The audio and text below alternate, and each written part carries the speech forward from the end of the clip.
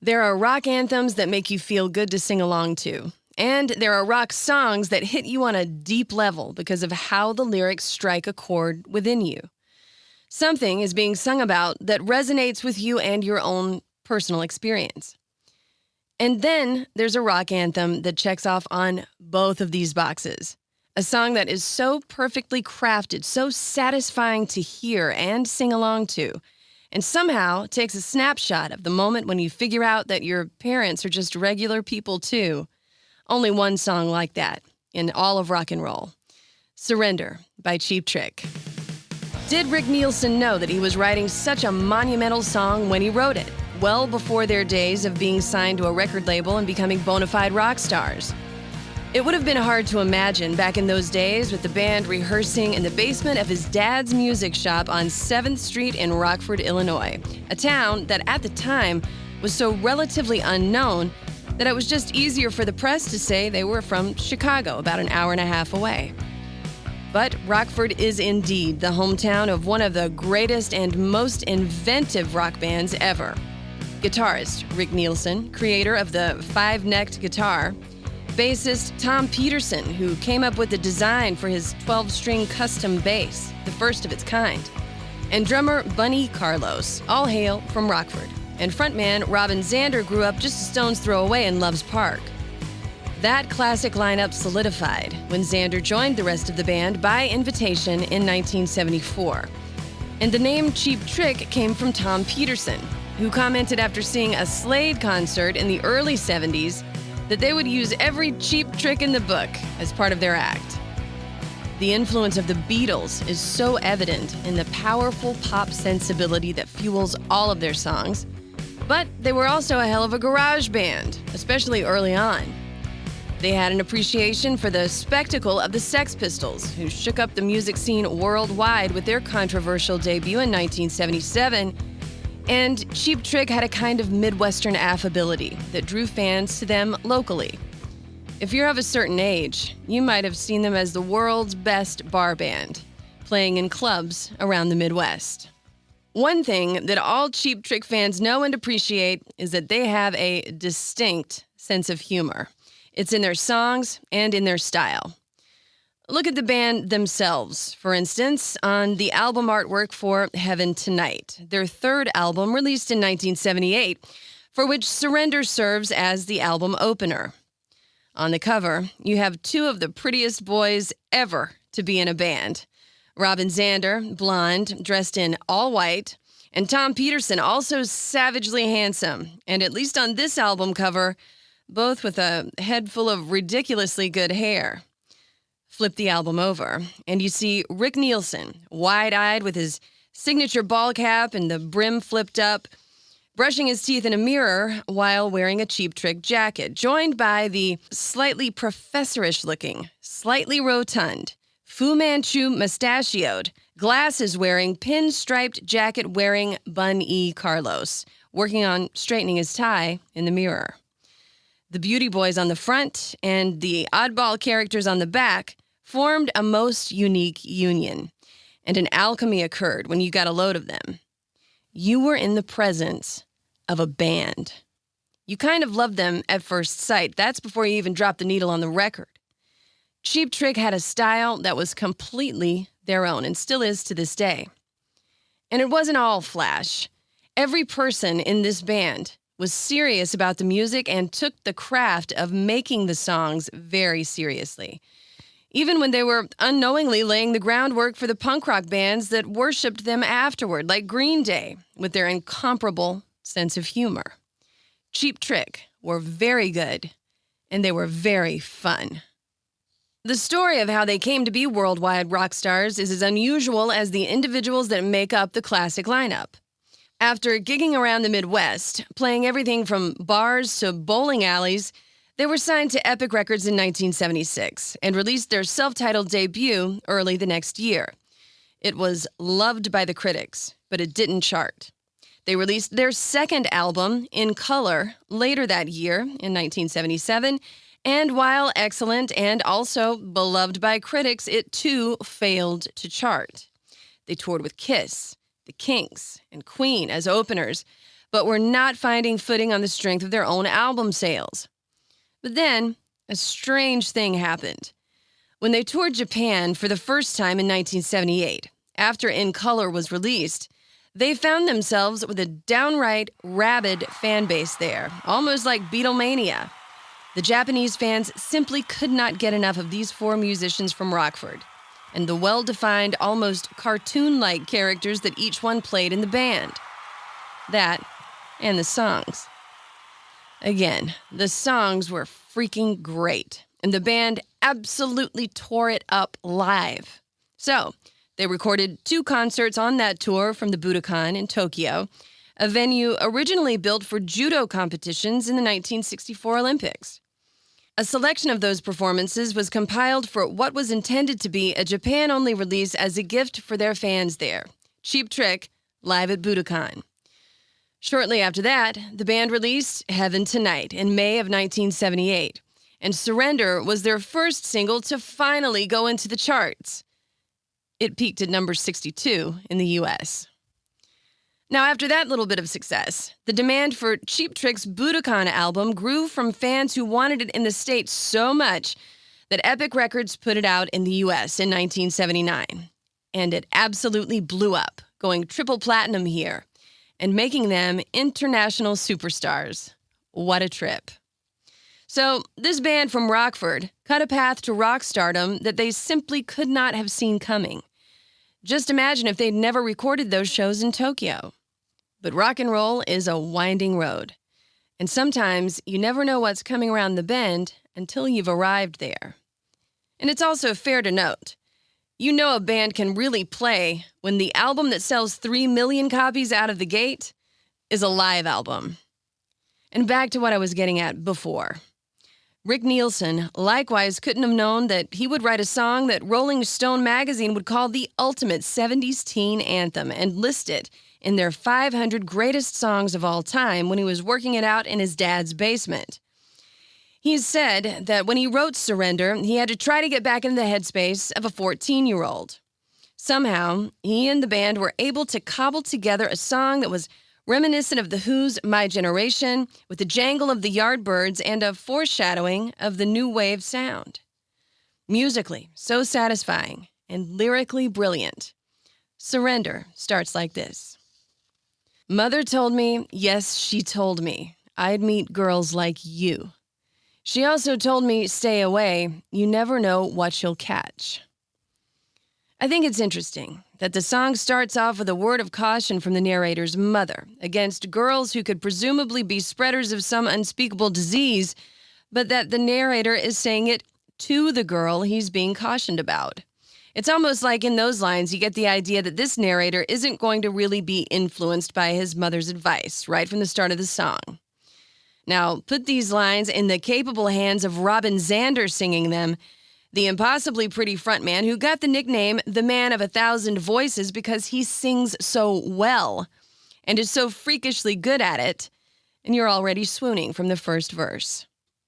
And then come the lyrics that begin to draw the line in the sand between Cheap Trick's generation, the boomers, who were disillusioned by the Vietnam War, and their parents, part of the Greatest Generation, or GI Generation, who were lauded as heroes when they came back from fighting World War II. Zander sings, just the other day I heard of a soldier's falling off, some Indonesian junk that's going round.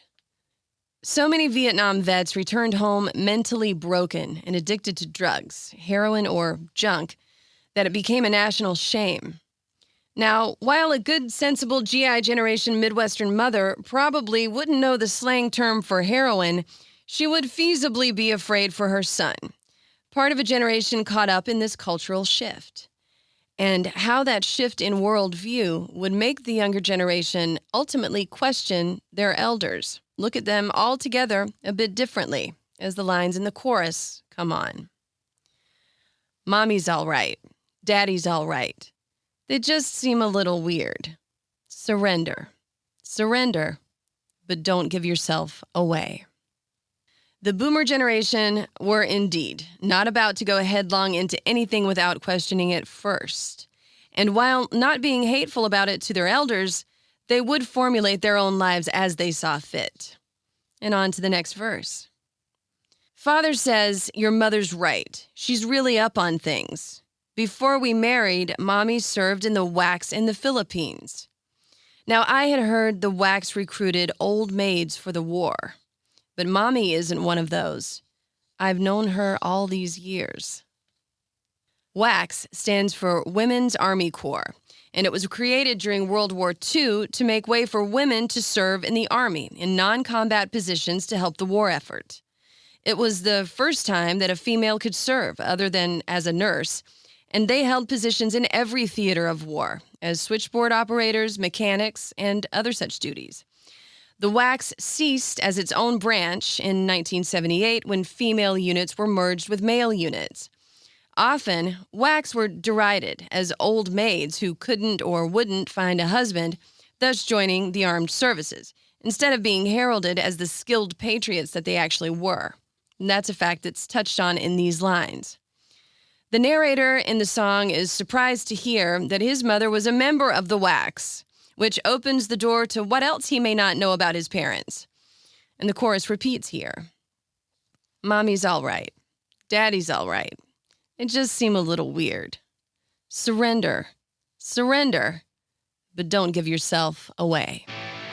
And then comes one of the most effective key changes in rock history, when the song modulates up a notch and Xander has to sing the next verse even higher. Whatever happened to all this season's losers of the year? Every time I got to thinking, where'd they disappear? All this season's losers of the year. Brilliant writing.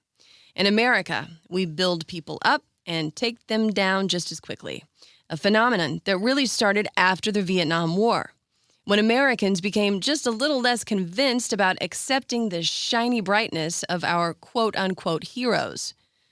Here and then just as quickly gone from memory. And in the last verse, Cheap Trick bring the fun. Then I woke up, Mom and Dad are rolling on the couch. Rolling numbers, rock and rolling, got my Kiss records out. So, in the end, the greatest generation is succumbing to the joys of Kiss records owned by their boomer son. Surrendering, if you will, to a loss of pretense and an embrace of the now, or at least to the power of rock and roll. And the chorus repeats. Mommy's all right. Daddy's all right. It just seemed a little weird. Surrender. Surrender, but don't give yourself away. And then you'll hear the band name-checked as the song concludes. Bunny's all right. Tom's all right. Robin's all right. Rick's all right. And then we're all right.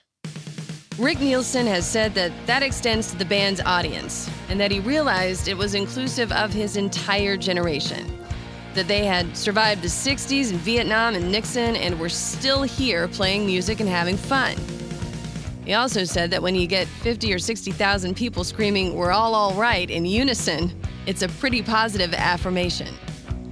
Indeed it is. And for generations after the boomers, a Gen Xer like me, for example, it has power. As I'm sure it does to millennials and will to Gen Zers and all who come after, who are so enthralled by the power of rock and roll.